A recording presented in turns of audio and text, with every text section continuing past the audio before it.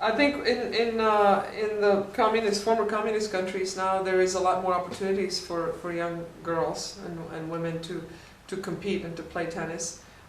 So I think you will keep continuing seeing this trend, because we have good athletes. Slavs, I think, are very good athletes, but we didn't have the opportunities. Now we do.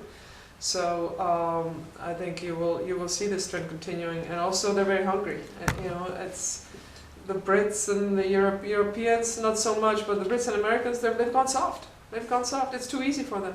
It's too easy. Your mom drives you everywhere. You have all this schedule. You have all these sports. I think they get distracted because they have too many opportunities, so they don't really stick with something very long. And the kids from third world countries or even the former Soviet Republic countries, they're just hungrier.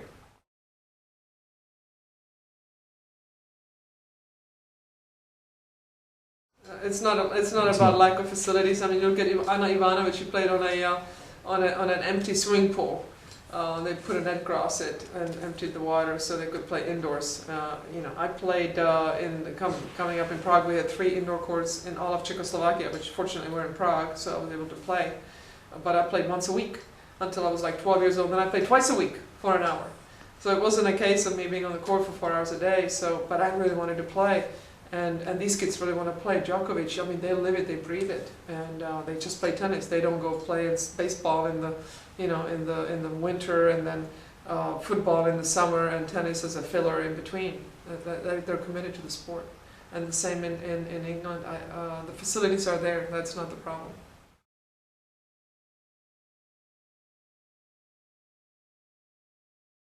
I think you will see more and more players from Asia, particularly China, if they have the opportunities. Because tennis is an Olympic sport, Chinese government got behind it, so you will see more and more players from China playing.